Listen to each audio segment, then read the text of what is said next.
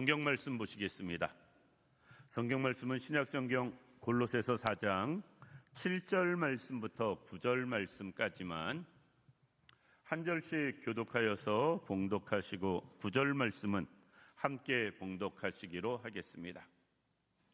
골로새서 4장 7절 말씀부터 9절 말씀까지 교독하여 봉독하시고 끝절은 함께 봉독하십니다. 두기고가 내 사정을 다 너희에게 알려주리니 그는 사랑받는 형제요 신실한 일꾼이요 주 안에서 함께 종이 된 자니라. 내가 그를 특별히 너희에게 보내는 것은 너희로 우리 사정을 알게 하고 너희 마음을 위로하게 하려 함이라. 신실하고 사랑받는 형제 오네시모를 함께 보내노니 그는 너희에게서 온 사람이라. 그들이 여기 일을 다 너희에게 알려주리라. 아멘. 오늘 이 시간은 본문 말씀 통해서 사람을 통해서 일하시는 하나님이라는 제목으로 말씀을 생각해 보려고 합니다.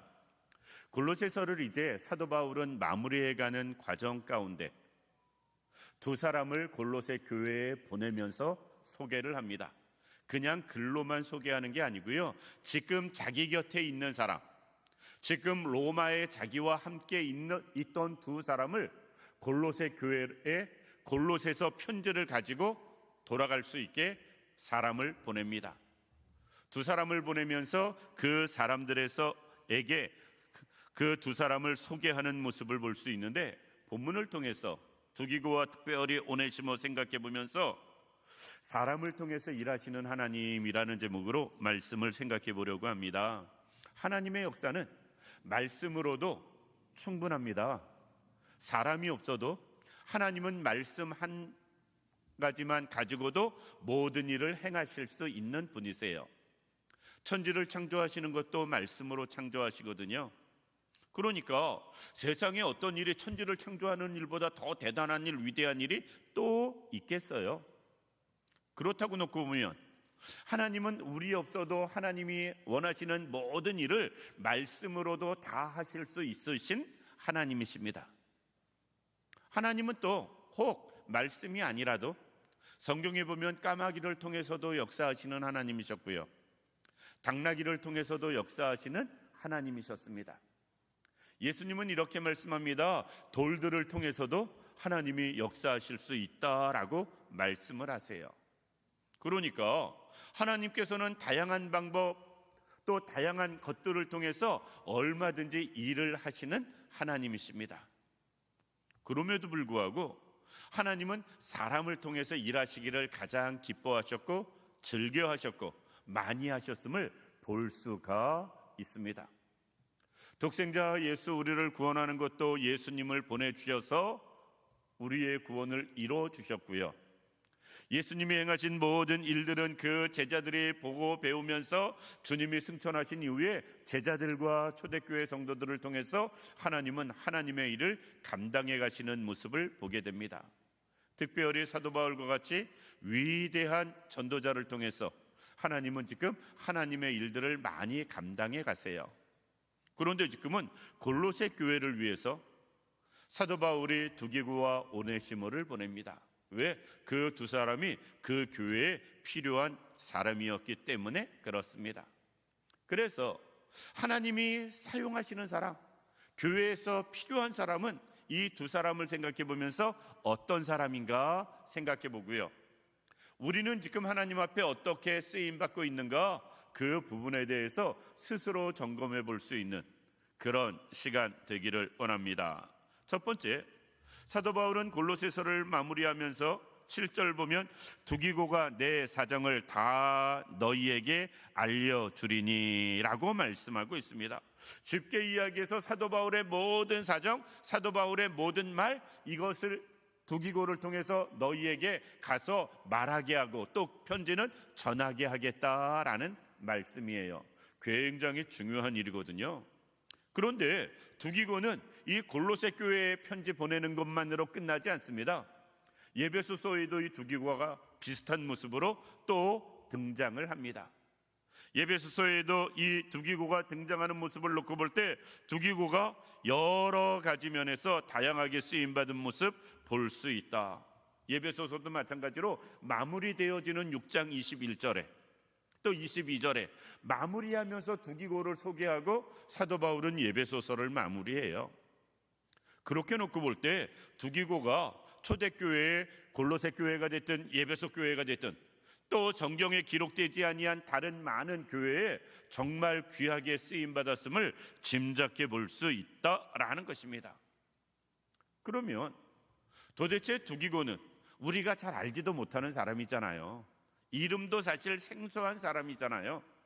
그런데 왜 두기고는 이렇게 귀하게 정말 중요한 일에 예배소 교회도 골로새 교회도 이방 지역에서 힘들게 자리 잡아가는 그 교회에 힘이 되는 사람, 쓰임받는 일꾼, 그런 사람이 될 수 있었을까? 오늘 본문을 통해서 몇 가지 생각해 볼 수 있습니다. 사도 바울이 두기고를 소개하면서 이렇게 말을 합니다. 그는 사랑받는 형제요 라고 말씀하고 있습니다. 우리가 많은 부분에서 성경의 사람들이 그가 너희를 사랑한다, 내가 너희를 사랑한다 라는 말을 하는 부분은 많습니다. 그런데 사랑받는 사람이라고 표현되는 건 의외로 많지가 않아요. 사랑한다라는 표현이 많지 사랑받는다라는 표현이 성경에 그렇게 많지 않다라는 것입니다. 우리 스스로 한번 생각해 보시기 바랍니다. 사랑하는 게 쉬운가요? 사랑받는 게 쉬운가요? 사랑받는 사람 되는 게 생각처럼 쉽지 않다. 사랑은 감정이니까 내가 누구를 좋아하는 것 얼마든지 할 수 있습니다. 마음 먹고 편하게. 그런데 사랑받는 것은 절대로 억지로 되지 않는다. 교회 안에서든 가정에서든 직장에서든 동일합니다. 사랑받는다는 게 생각처럼 쉽지가 않다. 사랑받는 사람으로 살아가고 쓰임받는다는 거 절대 쉽지 않음을 볼 수 있습니다. 왜 그럴까? 사람들은요, 남의 장점에는 관심이 없어요. 단점에만 관심이 있습니다. 그러니까 남이 잘하는 부분은 그냥 그러려니 하고 넘어가는데, 남이 조금이라도 잘못하거나 실수하거나 문제가 있으면 그것은 집요하게 파고들거든요. 그러다 보니까 사람들이 다른 사람에 대해서 좋은 감정을 갖기보다는, 그리고 좋게 말하고 생각하기보다는 그렇지 못할 때가 훨씬 더 많이 볼 수 있다라는 것입니다. 그래서 사랑받는 사람 되어지는 게 생각처럼 쉽지가 않습니다. 우리가 남의 말을 할 때도 그 사람 칭찬하면 좋은 말, 그 사람 없는 자리에서 말하는 게 많은가요? 아니면 그 사람 없는 자리에서 남에 대해서 이야기할 때 부정적인 평가를 할 때가 많은가요? 남의 말을 할 때 장점을 말하고 칭찬해 주는 일은 그 사람이 없을 때 생각처럼 많지가 않습니다. 오히려 험담하기가 편하지. 그러다 보니까 칭찬받는 사람 된다는 것이 절대 쉽지 않다라는 것입니다. 그런데 두기고는 칭찬받는 사람이라고, 너희를 사랑하는 사람이 아니고 또 너희에게 칭찬받는 사람이 아니고 너희를 사랑하는 사람이라고 표현하는 것, 이거 정말 대단하다라는 것입니다. 우리도 사랑받으며 살아갈 수 있는 우리들 되기를 원합니다. 농담 삼아 가끔 하는 말이 있어요. 나만 미워해. 그런데 농담이라도 그렇게 말하는 경우는 있어도 나만 좋아해 라고 말하는 사람은 별로 없는 것 같아요. 나만 좋아해. 사람들이 모두가 왜 나만 좋아해? 귀찮게. 이렇게 말하는 사람은 별로 못 들어봤습니다. 그만큼 사랑받으며 산다는 것이 쉽지 않다. 우리는 사랑받는 사람 되기를 원합니다. 물론 주님을 우리는 사랑해야지요. 다른 사람도 사랑해야지요. 그런데 내가 사랑하는 것으로 끝나는 것이 아니라 사랑받으며 살아갈 수 있는 그런 사람 되기를 원합니다.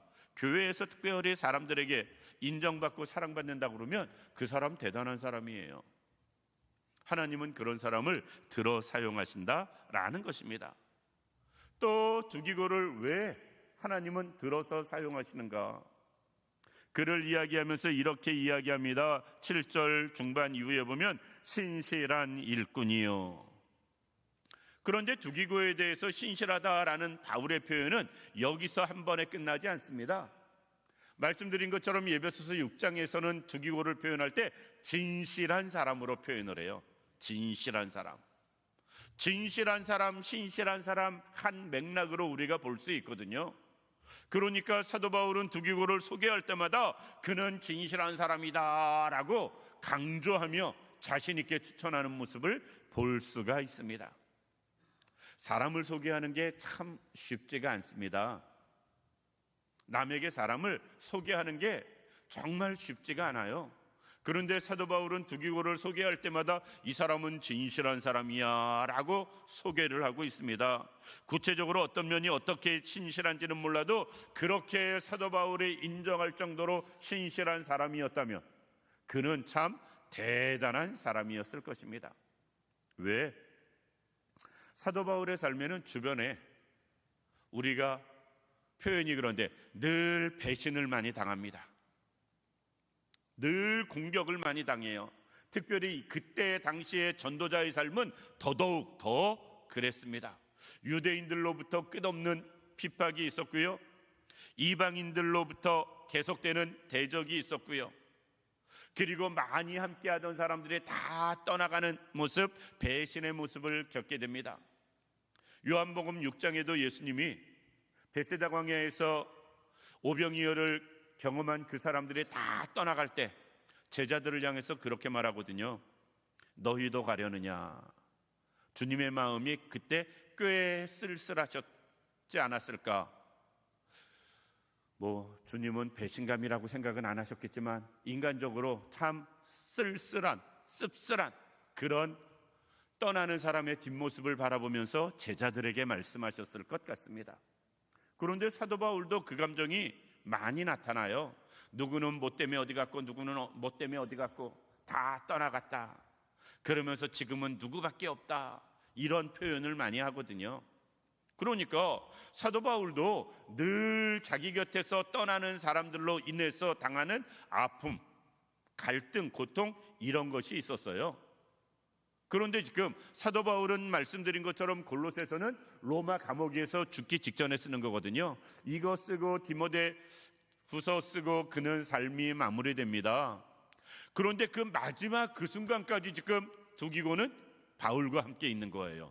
로마에 감옥에 갇혀 있는 사도 바울을 우리 표현으로 말하면 옥바라지하고 있는 겁니다. 옥바라지하고 있는 거예요. 끝까지 남아서. 그러니 사도 바울은 그를 진실한 사람이다, 신실한 일꾼이다 이렇게 자신 있게 소개하는 모습을 볼 수가 있다라는 것입니다. 또 이 두기고는 어떤 사람인가? 7절 말씀 맨 뒤에 보면 주 안에서 함께 종이 된 자다. 사도 바울이 즐겨 쓰는 표현으로 말하면 동역자다라는 말입니다. 주 안에서 함께, 그 사람이나 나나 주 안에서 종이 된 사람이다라는 것은 함께 주님의 일꾼으로 지금 쓰임받는 사람이다라는 것입니다. 아마 이 말은 말씀드린 것처럼 끝까지 자기를 떠나지 아니하고 끝까지 자기와 함께하면서 그 고난의 길을, 고난의 삶을 끝까지 인내하며 묵묵히 사도 바울을 위해서 뒷바라지해 주던 그를 기억하면서 그를 향해서 주 안에서 함께 종된 자다라고 지금 표현하고 있다라는 것입니다. 바울의 사역이 쉽지 않았음은 우리가 너무나 잘 알고 있습니다. 바울의 사역이 쉽지 않았음은 너무나 잘 알고 있다. 우리가 군대 가면 특전사나 그런 데서는 400km 행군을 한다고 합니다. 지금도 하는지 모르겠어요. 예전에는 400km를 여기서 부산 가는 거리를 군장 메고 일정 길 안에 걷는 거예요. 밤이나 낮이나 상관없이. 처음에는 그게 8박 9일이었다가 나중에 특전사는 제가 알기로는 6박 7일 안에 400km를 걷는 그 저기를 했다고 합니다. 그러면 하루에 60km에서 70km를 걸어야 돼요. 엄청난 거죠. 그런데 특전사가 그 훈련을 하는 이유는 특전사는 유사시에 적진에 들어가서 여러 가지 일들을 하다 보면 계속해서 싸워야 될 일이 생길 수 있다. 교대해 줄 사람 있는 것도 아니고, 그러니까 계속 싸울 수 있는 체력, 그걸 먼저 검사해서 테스트해서 통과한 사람만 그 저기를 준다고 하는 이야기를 들었습니다. 그런데 400km만 걸어가도 엄청난 건데, 사도 바울이 전도한 모든 전도지를 이렇게 키로수로 계산해 보면, 정확히 제 기억은 못하는데 15,000km 정도 되어져요. 15,000km. 물론 그 15,000km를 다 걸은 것은 절대로 아닙니다. 배 타고 지중해를 건너기도 하고 배를 타고 간 거리도 있지만, 그럼에도 불구하고 15,000km라는 그 거리를, 요즘처럼 도로가 잘난 있는 시절도 아니고 어렵고 힘든 그 시절에 오죽했으면 마가는 처음에 사도 바울과 같이 전도여행 떠냈다가 바로 도망갔을까? 산맥 하나를 보고서 그 앞에서 바로 도망을 갑니다. 얼마나 힘들었으면. 그런데 두기고는 이 로마 감옥에까지, 끝까지, 마지막까지, 물론 임종은 보지 못한 것으로 볼 수 있습니다. 지금 사도 바울이 보내서 골로새를 가버렸으니까. 그런데 그때까지 남아있는 두기고의 모습, 그로 인해서 사도 바울이 자기의 동역자로 표현하는 모습을 볼 수가 있다라는 것입니다. 순간적으로 함께하는 것도 쉽지 않은데, 전도의 일은 끝까지 함께한다는 것은 더더욱 쉽지 않은 일이었을 것입니다. 그래서 사도 바울은 마지막으로 골로새 교회에 골로새서를 써가지고 그의 손에 들려주면서 자기의 모든 상황을 말하고 가서 골로새 교회 교인들을 위로하게 하려고, 그냥 이거 와서 전해줘도 아닙니다. 8절 말씀 보면, 내가 그를 특별히 너희에게 보내는 것은 너희로 우리 사정을 알게 하고 너희 마음을 위로하게 하려 함이라. 두기고를 통해서 골로새 교회 교인들을 위로하게 하기 위해서. 위로한다라는 것은요, 위로받는 사람 입장에서는 힘을 얻는다라는 말이거든요. 위로받으면 힘이 나잖아요. 그러니까 두기고를 통해서 골로새 교회 성도들에게 힘을 주기 위해서 사도 바울은 두기고를 골로새 교회에 보내는 모습을 볼 수 있습니다. 하나님은 어떤 사람을 들어 사용하시는가? 사랑받는 사람, 그리고 신실하고 진실한 사람, 끝까지 주의 일에 함께하는 동역자인 사람, 그런 사람, 두기고와 같은 사람을 하나님은 들어서 사용하셨다라는 것입니다. 두 번째, 오늘 본문 말씀 9절 말씀 보면 오네시모를 또 소개를 합니다. 오네시모를 통해서도 하나님이 일하시는 모습을 볼 수 있는데, 오네시모는 어떤 사람인가 생각해보고 말씀을 마치겠습니다. 오네시모에 대해서는 사실 특별히 할 말이 없어요. 오네시모는 출신은 종 출신이었습니다. 종 출신. 여기서 종은 노예에 가까운 종을 이야기합니다. 그런데 오네시모는 우리가 잘 아는 빌레몬이라는 사람 집의 종이었어요. 성경에 빌레몬서가 나오잖아요. 사도 바울이 빌레몬서를 쓰는 것은 오네시모가 그 집의 종이었는데 도망을 쳤습니다. 도망을 쳤어요. 우리나라나 중동이나 종이 주인 허락 없이 노예가 도망가면 어떻게 하냐면 잡아다가 거의 죽입니다. 왜? 그래야 다른 종들이 못 도망가니까. 예전에 우리 드라마 추노라는 거 보신 분들 혹시 기억할지 모르겠습니다. 쉽게 얘기해서 노예가 도망간 사람만 추적해서 잡아오는 사람. 이 오네시모는 빌레몬의 종이었는데, 빌레몬 집에서 종살이 하다가 주인의 재산을 가지고 야밤도주해 가지고 도망을 가버립니다. 그래서 로마에 와요. 로마에 왔는데 로마에서 무슨 죄를 졌는지 잡혀서 감옥에 옵니다. 감옥에서 사도 바울을 만나는 거예요. 사도 바울이 지금 로마 옥에 있을 때 오네시모를 옥에서 깜빵 동기로 만나는 겁니다. 우리 표현으로 말하면 깜빵 동기로 만나는 거예요. 사도 바울이 오네시모를 감옥에서 전도를 합니다. 사도 바울은 빌립보 감옥에서도 기도하고 찬양하는 사람이었으니까 로마 감옥에서도 전도를 해요. 오네시모가 바울의 복음을 듣고, 전하는 복음을 듣고 회심을 합니다. 예수를 믿고요, 구원받은 사람이 되고요, 새로운 사람이 되어집니다. 그런데 오네시모가 지은 죄는 그렇게 큰 죄 같지는 않습니다. 감옥에서 금방 나오거든요. 이제 출감을 합니다. 감옥에서 이제 옥살이 마치고 그는 먼저 나옵니다. 사도 바울은 감옥에 있는데, 출감을 할 때 사도 바울은 오네시모에게 쉽게 이야기해서 빌레몬서를 써줍니다. 빌레몬서를 써서 빌레몬에게 갖다 주게. 빌레몬은 그때 당시에 초대교회에서 유력한 사람이었거든요.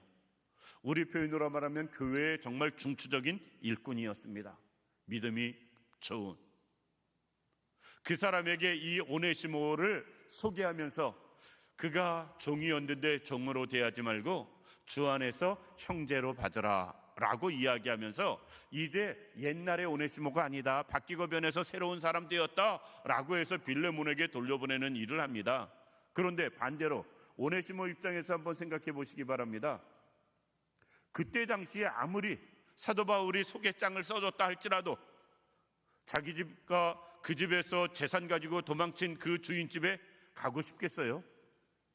잡혀가는 것도 아니고 자기 발로 걸어가라고 그러면 저 같으면 못 갈 것 같습니다. 시대 배경이 그런 종들은 다 죽이던 시절이니까 가면 죽일 텐데, 최소한 죽진 않더라도 병신될 만큼은 맞을 텐데. 그런데 오네시모는 바울의 그 말대로 그대로 순종을 합니다. 오늘 본문에는 그 오네시모도 두기고와 함께 골로새 교회에 보내는 거예요. 어디를 먼저 갔는지 성경에서 정확하게 알 수는 없지만 제가 볼 때는 오네시모는 골로새 교회를 들렀다가 빌레몬을 만나러 간 것으로 보여집니다. 왜? 오네시모를 소개할 때 이렇게 소개해요.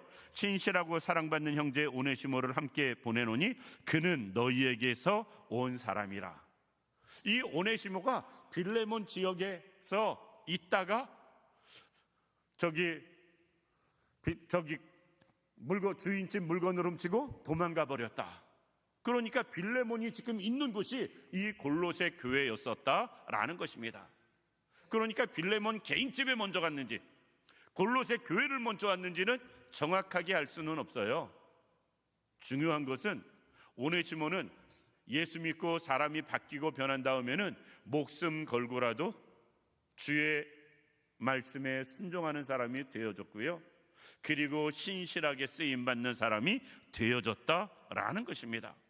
정말 처음에는 종이었고 주인집 물건을, 재물을 훔쳐가지고 도망갔고 로마에 와서도 또 죄짓고 감옥에 온 사람이니까 무슨 소망이 있었겠어요.